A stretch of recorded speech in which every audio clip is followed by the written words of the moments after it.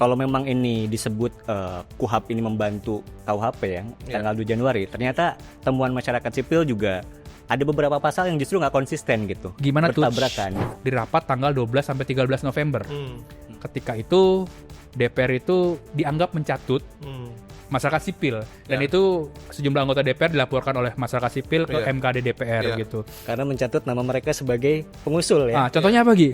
KUHP ini menjadi arena pertarungan perebutan kewenangan antara dua institusi penegak hukum, yakni polisi dan jaksa.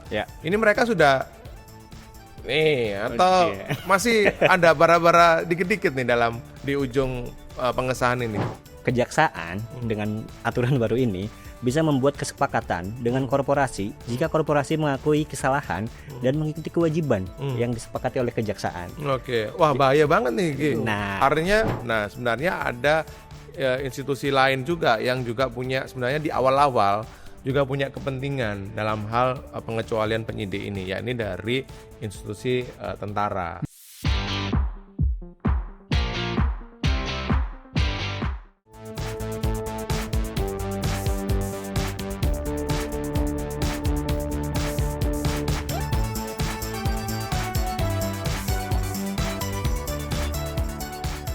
Halo, jumpa lagi dengan Bocor Halus Politik bareng gue Raymondus Rikang, Egy Adiatama, gua Hussein Abri Dongoran. Buat kalian yang membaca tulisan jurnalis Tempo, bisa klik link yang ada di deskripsi. Jangan baca dan sebarkan konten bajakan karena ada hak ciptanya. Untuk pemirsa, mendukung jurnalisme berkualitas tidak cukup dengan menonton Bocor Halus Politik. Teman-teman juga harus berlangganan Tempo Plus. Karena laporan-laporan yang berkualitas hanya bisa ditulis dengan dukungan Anda semua. So, kita main apa hari ini? Ijazah ya? Waduh. Lagi dikumpulin. Biarkan publik aja lah yang ngulik-ngulik. Iya. Lebih jago kayaknya publik ya. Ya minimal kayak yang di dekat itu ya, dekat Monas ya. Apa itu? Langsung disampaikan bahwa ijazahnya asli gitu. Oh iya. Langsung nunjukin. Kita mau main soal Kitab Undang-Undang Hukum Acara Pidana yang kan? terbaru ya, yang baru terbaru. Disahkan tanggal 18 November 2025. Ya. Dan bukan pembentukan undang-undang di Indonesia namanya kalau nggak ribut sih. Iya kan? Betul. Nggak kontroversial, bukan proses legislasi di DPR kalau bukan di Indonesia gitu kan. KUHP ini, Kitab Undang-Undang Hukum Acara Pidana ini yang disahkan pada 18 November 2025 juga memicu polemik dan keributan. Betul. Ya kan? Betul. Masyarakat sipil melaporkan nih ke Mahkamah Kehormatan Dewan bahwa nama-nama mereka sebagian diantaranya dicatut. Itu akan masuk dalam pembahasan kita hari ini. Gitu. Tapi sebelum itu, kenapa sih ini kan masyarakat sipil bilang dipercepat? Ya kan, prosesnya ngebut, buru-buru dan sebagainya. Ini memang betul demikian dipercepat, Sengi, atau memang sudah waktunya diketok palu nih KUHP ini? Nah Kang, selama seminggu ini kan kita udah ketemu anggota Komisi 3, pemerintah dan narasumber lain ya yang ikut terlibat dalam pembahasan revisi KUHP ini. Mereka cerita, kasih info ke kita bahwa untuk mengejar keberlakuan KUHP yang akan mulai berlaku di Indonesia tanggal 2 Januari 2026.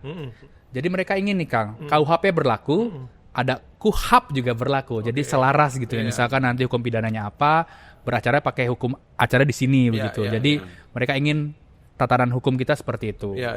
Meskipun ya Sin, kita juga sudah diskusi juga dengan pakar hukum beberapa orang ya, dan mereka mengatakan bahwa sebenarnya tidak ada satupun undang-undang yang menggantungkan atau bergantung keberlakuannya pada undang-undang yang lain. Betul. Sehingga kalau pemerintah dan DPR hari ini memakai argumentasi bahwa KUHP nggak bisa berlaku nih kalau KUHP-nya nggak ada, itu sebenarnya bisa dibantah gitu kan. Dan secara paralel bisa juga berjalan sebenarnya KUHP di 2026 itu. Gitu. Ya, disahkannya perbab-perbab gitu kan, betul. Bisa juga. Tapi kan memang pertanyaan kenapa DPR dan pemerintah ini buru-buru begitu. Jadi masyarakat sipil juga bilang nih, pemerintah terburu-buru karena kan nggak mungkin mengeluarkan 15 peraturan pemerintah yang menjadi turunan KUHP itu dalam waktu ya nggak nyampe 2 bulan ya kan, November, Desember, Januari begitu. Dan nanti mereka juga mempertanyakan kualitas peraturan pemerintah itu seperti apa. Ya, aturan turunannya seperti apa dalam waktu yang singkat. Mungkin nggak sebanyak itu dihasilkan secara berkualitas atau bermutu. Bulan betul, ya. Hampir 2 bulan lah ya. Hampir 2 bulan lah. Oh iya, dan ini juga sebanyak itu ya. Betul, dan ini gue tanyakan juga ya ke Edi Hiarits ya. Dia bilang bahwa turunan KUHAP itu tidak perlu sebanyak yang disampaikan oleh Koalisi Masyarakat Sipil. Dia bilang pemerintah itu akan mengeluarkan 2 peraturan pemerintah dan 1 Perpres tentang pengadilan berbasis pidana begitu. Dan buat apa banyak-banyak? Nanti kan bisa diatur dalam 1 Perpres itu. Jadi turunannya turunan yang ada dalam KUHAP. Sisanya adalah peraturan pemerintah itu. Begitu perdebatannya. Nah, tapi gue juga nambahin kalau memang ini disebut KUHAP ini membantu KUHP ya, tanggal 2 Januari, ternyata temuan masyarakat sipil juga ada beberapa pasal yang justru nggak konsisten gitu. Gimana tuh? Bertabrakan. Ini gue sambil baca ya, biar nggak salah nih. Misalkan ini pasal 81 itu soal pidana denda.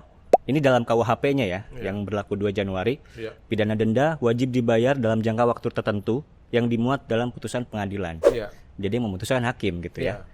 Sedangkan di pasal 345 KUHAP yang baru disahkan, justru putusan pengadilan menjatuhkan pidana denda, terpidana diberikan jangka waktu 1 bulan. Justru ditentukan 1 bulan nih. Jadi yang satu bilangnya penentuan hakim, di sini malah ditentukan 1 bulan. Jadi mana yang mau dipakai? Oh, nggak sinkron lah ya. Nggak sinkron. Makanya bingung juga nih kemudian masyarakat sipil dengan draft yang baru disahkan ini. Gitu. Karena buru-buru bahasnya.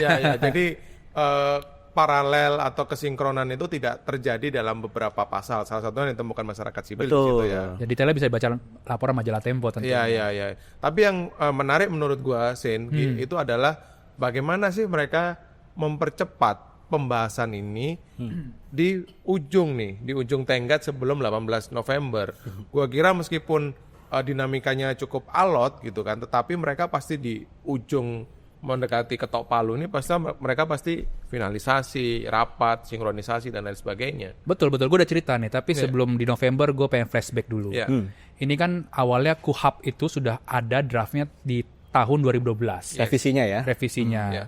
DPR pemerintah inginlah membahas KUHP dan KUHAP, tapi belakangan nggak mau bersamaan. Akhirnya KUHP dulu yang dibahas dan disahkan di 2023. Setahun kemudian memang sudah ada pembahasan KUHAP dari 2024, dan ini narasi yang disampaikan oleh DPR. Kalau lu nonton tuh, Puan Maharani bilang saat konvers, KUHAP sudah dibahas sejak 2 tahun lalu atau enggak 2024. Nah, itu kan narasi mereka untuk membantah bahwa pembahasan ini buru-buru. Yang menjadi pertanyaan adalah selama pembahasan ini pemerintah dan DPR itu tidak pernah memberikan draftnya. Jadi masyarakat sipil ini juga bertanya-tanya nih pakai draft kapan segala macam. Kalau misalkan mereka mengkritik, DPR bilang kan, itu mereka melihat draftnya draft yang mana. Selalu begitu narasinya. Dan belakangan di Juni sempat ramai kan, ramai dan ada demonstrasi juga di Agustus. Lalu masuklah di awal November. Semua sudah reda. Lalu di tanggal 4 November itu dan 6 November pemerintah diundang DPR. Mereka diundang untuk melakukan sinkronisasi atau pembahasan tentang masukan-masukan yang diberikan oleh sejumlah masyarakat kepada DPR ketika itu. Ini masyarakat beneran kan, Sin? Macem-macem. Jadi siapapun lah yang mau, kata mereka gitu, siapapun yang mau berbicara gitu ya, bisa datang Komisi 3. Ini kenapa Komisi 3 itu membuka ruang itu ya, RDPU ya istilahnya, karena kan pernah ada demonstrasi tadi itu loh, di Juni Agustus itu. Dan ini menurut penjelasan Edi Hiarits Wakil Menteri Hukum, ada 30 substansi baru dalam KUHAP. Ini gue ambil baca nih hasil wawancaranya. Jadi Edi Hiarits dan tim termasuk dari Komisi Hukum DPR itu meramulah 30 masukan yang dari hasil RDPU itu agar bisa dimasukkan dalam KUHAP. Tim sin itu ya? Apa itu contohnya? Yaitu misalkan perlindungan HAM ketika saksi ataupun korban diperiksa polisi. Jadi perlu ada kamera CCTV gitu supaya nggak ada lagi kasus-kasus disundut rokok, dipukulin gitu, dicubit gitu kan, atau dibanting apanya. Jangan kemana-mana bantingnya tuh, bahaya.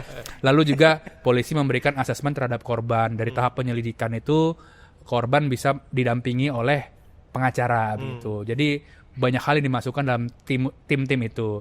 Lalu bergulirlah lagi di rapat tanggal 12 sampai 13 November. Ketika itu DPR itu dianggap mencatut masyarakat sipil. Jadi ada PowerPoint itu PowerPoint segala macam. Kita dapat lah ya. Dapat itu kan. Dan itu sejumlah anggota DPR dilaporkan oleh masyarakat sipil ke MKD DPR gitu. Karena mencatut nama mereka sebagai pengusul ya. Contohnya apa, Gi? Nah, salah satunya ini dari LBH Apik dan Koalisi Nasional Organisasi Disabilitas. Ya. Kita dapat notulannya Kak dalam rapat itu. Di situ kan DPR menyebut kalau LBH Apik dan Koalisi Nasional Organisasi Disabilitas itu mengusulkan adanya pasal yang mengakomodir agar penyandang disabilitas mendapatkan rehabilitasi, bukan pemindanaan. Ya. Nah, kalau dalam laporannya teman-teman masyarakat sipil ke Mahkamah Kehormatan Dewan, ini bukan urusan dari mereka sebenarnya, tapi tiba-tiba muncul aja gitu. Pasal-pasal seperti itu ternyata banyak. Tak hanya LBH Apik ya, ada juga ya LBHI gitu ya, yang juga kemudian dicatut sehingga kemudian ya lagi-lagi dilaporkan gitu. Iya. Artinya mereka atau dalam hal ini DPR mencoba untuk mewujudkan partisipasi bermakna dengan menyertakan teman-teman masyarakat sipil. Betul. Tetapi masyarakat sipil mengidentifikasi bahwa bukan kita itu kan, bukan kita. Bahkan ada nama Del Pedro. Waduh. Dicatut ya. Walaupun postingan yang ada Del Pedro di media sosialnya DPR dihapus belakang. Kamu ketahuan. Oke, artinya ini ada upaya-upaya untuk segera menyelesaikan KUHP yang baru sebelum Januari 2026. Tapi apakah rapat-rapat itu kemudian bungkus nih Sin? Selesai di tanggal 12-13 itu. Kan 18 nih pengesahan. Artinya masih ada beberapa hari sebelum pengesahan itu. Apakah ada rapat-rapat maraton lagi dan apa isinya di situ? Ya, tanggal 13 itu ya, sore itu ada pengesahan tingkat 1. Jadi di antara pemerintah dengan Komisi 3 DPR atau istilahnya di tingkat panitia kerja. Bungkus sudah selesai. Tapi kan ini pasal-pasal berserak ya. Bab-bab juga masih banyak yang harus disinkronisasi begitu ya. Lalu tanggal 14-15 November itu ada pertemuan tuh di salah satu hotel di Jakarta Barat. Di situ adalah tim SIN dan tim MUS, tim sinkronisasi dan tim Rumus. Jadi di sana selama 2 hari mereka ya istilahnya merapikan lah ya substansi-substansi di RKUHP itu yang akhirnya dibawa ke dalam sidang paripurna DPR tanggal 18 November. Ya dalam pertemuan itu di tanggal 18 November ya akhirnya RKUHP disahkan lah ya oleh DPR dan pemerintah. Dan detail-detail rapat-rapat itu akan kita tulis dalam laporan majalah Tempo. Jadi jangan lupa berlangganan Tempo Plus. Oke. Bajunya udah Tempo aja, memang cocok. Tempo aja. Sen, nah posisinya Prabowo diberi laporan nggak bahwa 18 itu akan ada satu undang-undang penting yang akan disahkan oleh DPR dan juga pemerintah? Pasti dilaporin dong, tapi gimana tuh ceritanya? Jadi kita tanya juga kan ke Wamen Hukum gitu kan, Prabowo tahu udah dilaporin nggak? Dia bilang pasti dilaporin oleh Menteri Hukum Supratman Andi Aktas atau Menteri Sekretaris Negara Prasetyo Hadi begitu, karena dalam SK ataupun surat pembahasan itu yang ditunjuk oleh perwakilan presiden adalah 2 orang itu. Penjelasan Edi Haris seperti itu.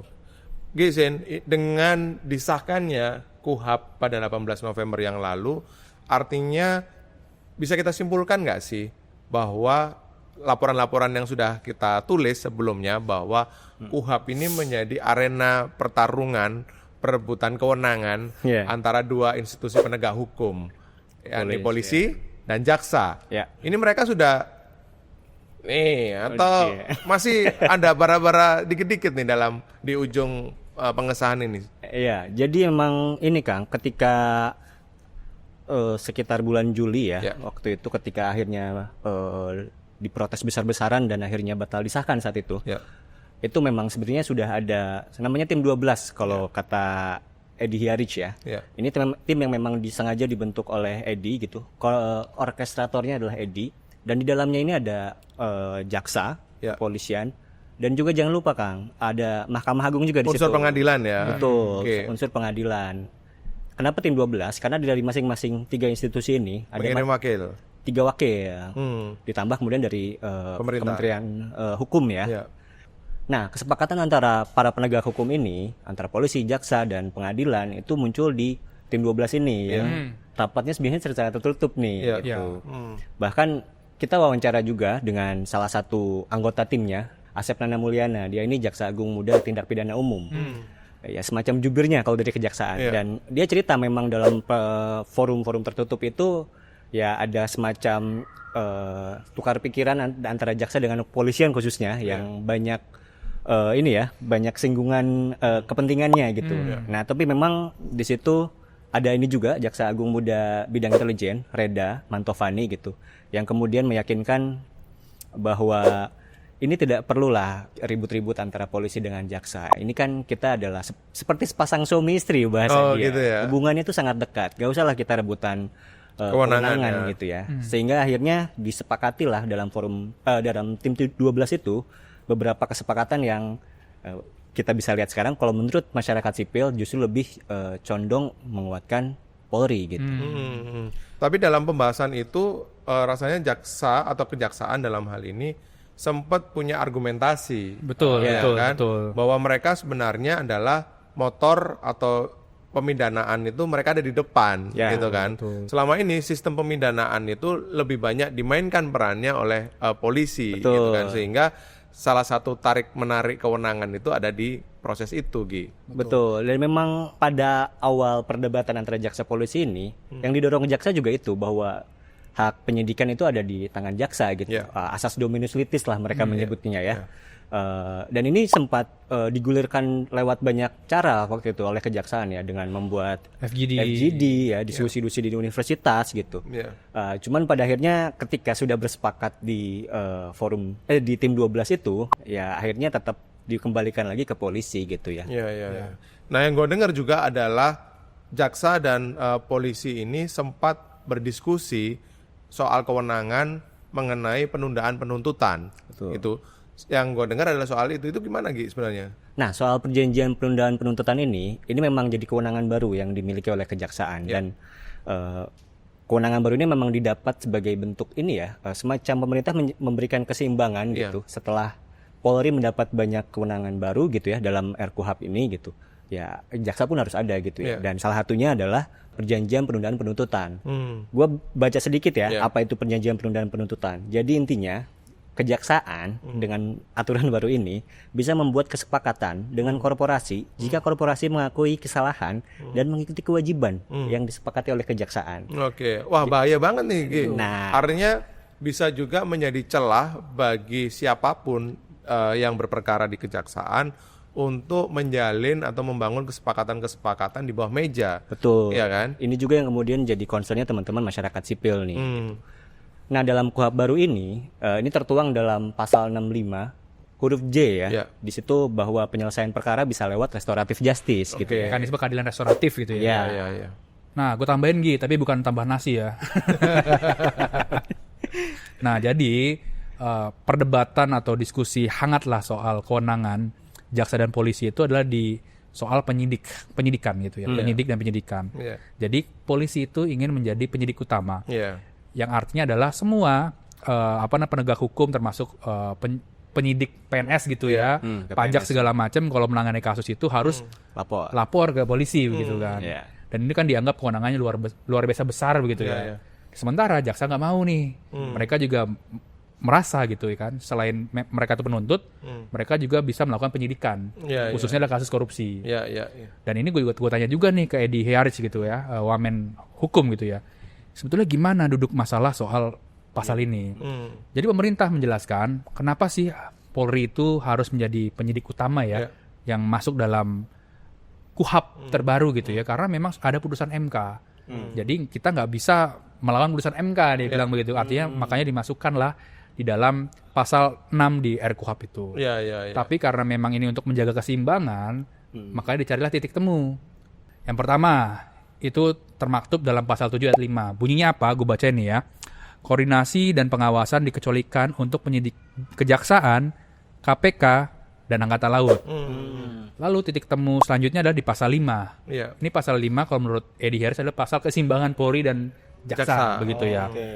Apa itu? Salah satunya adalah melakukan koordinasi antara penyidik dan penuntut umum untuk kepentingan melengkapi hasil penyidikan.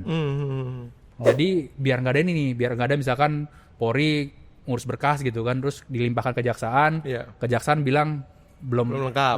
Kan sering kan kita baca berita ataupun orang-orang yang kasus hukum juga mengalami hal seperti itu. Dan juga ada beberapa pasal-pasal lain di situ, itu bisa dibaca di KUHP terbaru. Nah ini merumuskannya ini perlu waktu dan effort yang cukup lumayan gitu ya. Edi Hiarich cerita khusus soal pasal ini perlu waktu 2 hari pembahasannya. Untuk membuat mereka jadi sepakat gitu ya. Sepakat begitu ya, 2 hari segala macam. Dan intinya pemerintah itu ingin nggak boleh ada lagi ego sektoral dan saling sanggah antara Polri dan Kejaksaan ketika menangani perkara begitu ya. Dan ketika di tanggal 12 atau tanggal 13 di DPR, pasal ini kembali diungkit oleh DPR. Dan Edi meminta pasal ini nggak usah dibahas lagi karena sudah selesai di pemerintah gitu. Ini bisa membuka luka lama. Pasal itu sudah selesai gitu. Ya, artinya ya berjalan mulus lah ya. Keinginan DPR dan pemerintah itu mengesahkan KUHAP terbaru gitu. Sin, Gi, yang gue dengar juga adalah berkaitan dengan kewenangan penyidik yang dikecualikan tadi. Lu tadi kan bilang ada kejaksaan, ada KPK, dan juga Angkatan Laut gitu kan. Nah sebenarnya ada institusi lain juga yang juga punya sebenarnya di awal-awal juga punya kepentingan dalam hal pengecualian penyidik ini, yakni dari institusi tentara gitu kan. Nah di situ pemerintah sebenarnya ingin menghapus matra laut dalam rumusan draftnya sehingga institusi tentara bisa memiliki penyidik di semua matra gitu kan. Tapi pada akhirnya di KUHAP yang kemarin diketuk dan disahkan ternyata kembali pada rumusan yang awal yang hanya TNI Angkatan Laut yang dikecualikan dalam hal penyidikan. Gitu. Itu gue sempat tanya juga ke Edi Hiarits kan. Kenapa TNI AL itu? Dia bilang kan sesuai dengan KUHAP yang lama begitu ya. Lalu dia bilang kalau TNI itu seperti punya hukum sendiri kan, hukum militer gitu, yang mana nggak bisa diatur atau tidak bisa bersamaan diaturnya dalam KUHAP ini. Jadi biarkanlah ini ranahnya militer ya, ini adalah pidana umum begitu ya. Dan kenapa Angkatan Laut tadi karena soal kasus perikanan dan pelautan itu. Pelautan ya betul. Hal pelayaran lah. Pelayaran betul. Dan kita juga bertemu dengan orang-orang di sekitar Kepala Polri sih. Kan. Dia bercerita kepada kita bahwa polisi di internal kepolisian itu juga mewaspadai kemungkinan semua matra di tentara itu memiliki penyidik. Ini artinya ya sekali lagi ini berkaitan dengan rebutan kewenangan yang semula polisi ini punya kewenangan yang cukup besar dalam hal penyidikan. Kalau institusi lain, kejaksaan, TNI itu bisa punya penyidik, artinya mereka bisa sedikit demi sedikit terkurangi lah, mengikis kewenangan mereka. Itu kemudian diwaspadai. Tetapi pada akhirnya hanya kembali pada rumusan awal TNI Angkatan Laut yang punya kewenangan untuk menyidik. Gitu. Ini kamar lain nih, itu Mahkamah Agung. Ini juga cukup menarik karena di pasal 98 itu tertulis dalam hal penangkapan yang dilakukan terhadap seorang hakim itu harus berkoordinasi atau melaporkan kepada Mahkamah Agung. Gimana tuh? Jadi repot dong ya. Kan izin gitu. Ingat kan waktu itu kan sempat kejaksaan juga kalau misalkan jaksa yang mau ditangkap atau diperiksa itu harus melalui izin dari Jaksa Agung gitu. Anggota DPR kalau mau diperiksa harus izin presiden begitu. Dan itu kan dua pasal itu kan dibatalkan Mahkamah Konstitusi gitu kan. Dan ini pasal ini memang muncul karena diskusi dari tim 12 tadi itu.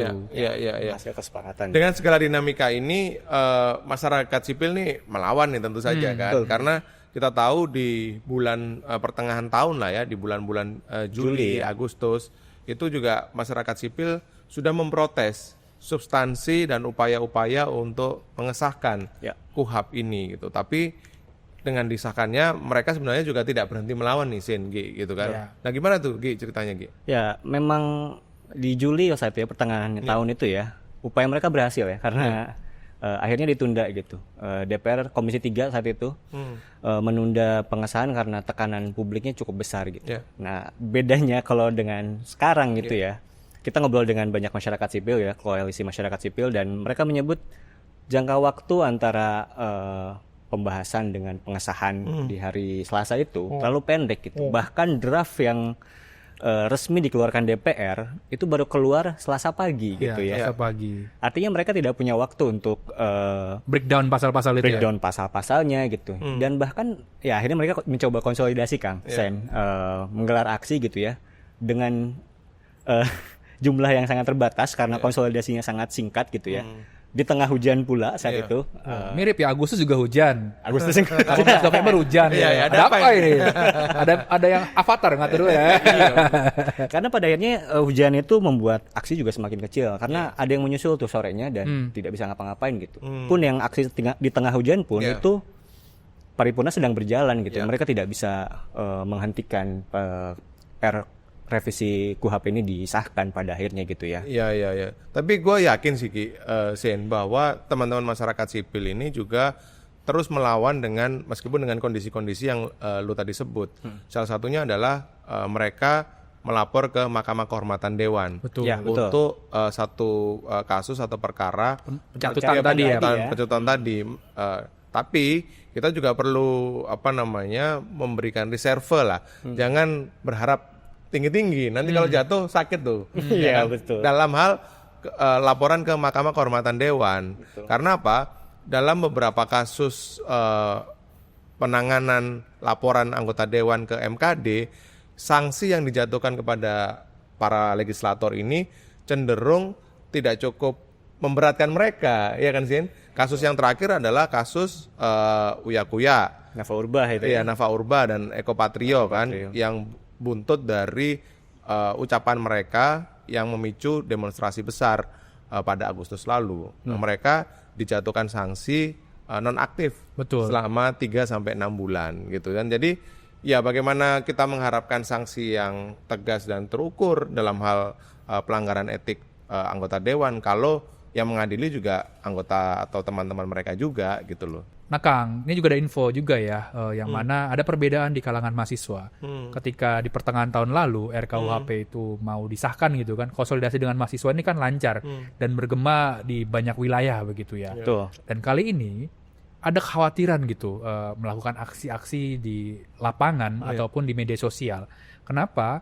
Karena dibuntut atau rentetan dari penangkapan banyak mahasiswa yang demonstrasi akhir Agustus kemarin gitu kan. Ada yang melakukan posting di media sosial dianggap sebagai makar ataupun ikut provokator begitu kan. Di lapangan dianggap mengganggu ketertiban umum begitu. Akhirnya mereka mencari cara atau meramu strategi supaya terhindarlah dari pasal-pasal yang bisa membelit para mahasiswa di lapangan maupun di media sosial. Gitu. Jadi sudah waktunya pendek gitu ya. Mahasiswanya pun takut gitu ya. Jadi kan tadi kan 12-13 tuh Rabu Kamis. Betul. Jumat Sabtu Minggu weekend gitu kan. Betul. Terus draftnya baru keluar hari Selasa pagi begitu kan. Tapi pola legislasi yang seperti yang dilakukan dalam hal KUHP ini juga sebenarnya nggak mengherankan juga Sengi. Karena dalam beberapa waktu terakhir gitu kan, 5-6 tahun terakhir proses legislasi kita juga pada akhirnya sangat ugal-ugalan gitu loh. Dimulai dari Undang-Undang Cipta Kerja, Omnibus Law ya kan, IKN ya kan, dan beberapa undang-undang belakangan yang memang proses pembahasannya tidak melibatkan masyarakat sipil, ya kan, ada banyak sekali substansi-substansi yang terlewat dan lain sebagainya yang pada akhirnya ketika KUHP begitu juga jadi nggak heran kita kan. Nah tapi Kang, untuk yang KUHP ini masyarakat sipil juga sebenarnya mencoba jalur belakang lah ya, tidak cuma lewat aksi gitu. Ada pakar hukum tata negara yang kemudian menghubungi Jimli Asyidiki, Ketua Komite Percepatan Reformasi Polri ya. Yang sebenarnya sangat berkepentingan nih dengan KUHP ini ya. Dan pakar ini meminta Jimli untuk meyakinkan presiden agar menunda pengesahan KUHP. Cuman memang ketika minta bantuan gitu ya, posisinya sudah mepet dengan pengesahan gitu. Akhirnya tidak ada yang bisa dilakukan juga gitu oleh Jimli gitu ya. Nah, kenapa tim reformasi Polri ini berkepentingan? Karena masyarakat sipil ini berharap tim reformasi Polri ini bisa membuat sejumlah bisa membatasi kewenangan Polri. Pembenahan lah di Polri ya. Pembenahan betul yang nanti seharusnya bisa diatur dalam KUHP gitu. Nah, tapi sekarang kerjanya belum selesai tim reformasi ini. KUHP sudah berlaku. KUHP sudah diketok nih dan berlaku besok ya, Januari gitu. Itu kenapa kemudian banyak yang mempertanyakan juga, ini apa Pak? Jangan-jangan karena dikebut juga karena ada tim reformasi gitu ya, masyarakat sipil ini. Tapi masyarakat sipil tuh khawatir gimana sih dampak dari KUHP yang baru dan KUHP ini? Apa yang paling mereka khawatirkan gitu? Nah, yang dikhawatirkan masyarakat sipil khususnya adalah salah tangkap masih sangat mungkin bisa terjadi lagi gitu, dan praktik represif sangat mungkin akan semakin marak gitu ya. Dan bahasanya teman-teman masyarakat sipil adalah semua bisa kena sekarang gitu. Dengan SBK. Yang juga jadi kekhawatiran teman-teman masyarakat sipil juga terkait kebebasan berpendapat yang khawatir semakin diberangus gitu ya dengan KUHP ini. Takut mengkritik ya. Mengkritik. Nah, ini semua tadi dari dari sisi politik, dampak dan tarik menarik pembahasan sudah dibahas kan. Nah, gimana sikap Tempo melihat diketoknya KUHP yang baru ini dan akan berlaku di Januari mendatang. Iya. Jadi KUHP baru ini kita melihat bahwa ini masih mencerminkan spirit dan roh kolonial sebenarnya. Karena apa? Pemerintah dan DPR dalam hal ini hanya fokus pada pengaturan kewenangan lembaga-lembaga saja.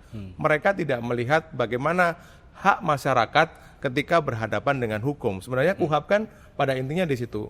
Kita mesti berpihak pada hak-hak apa yang bisa diperoleh oleh masyarakat, apa kewajiban penegak hukum dalam memenuhi hak masyarakat. Itu sebenarnya itu yang menjadi spirit dari KUHP yang baru. Tetapi ini seperti terabaikan, dipinggirkan oleh pemerintah dan DPR. Dalam kasus pertarungan kewenangan antara polisi dan jaksa, kita bisa melihat bahwa ini ada dua kepentingan yang saling bertarung satu sama lain, tetapi kita sebagai masyarakat diabaikan sehingga kita terjepit di tengah. Gitu. Sehingga hak kita sebenarnya tidak terakomodasi dalam KUHP ini. Sehingga kalau tadi Egy bilang, ada potensi-potensi salah tangkap, represivitas ke depan yang bisa semakin marah, ya itu wajar karena tidak ada dalam dimensi pemikiran pemerintah dalam membuat KUHP ini sih. Oke, saksikan terus Bocor Alus Politik di YouTube Tempo.co dan kalian bisa mendengarkannya di Spotify Bocor Alus Politik. Sampai jumpa.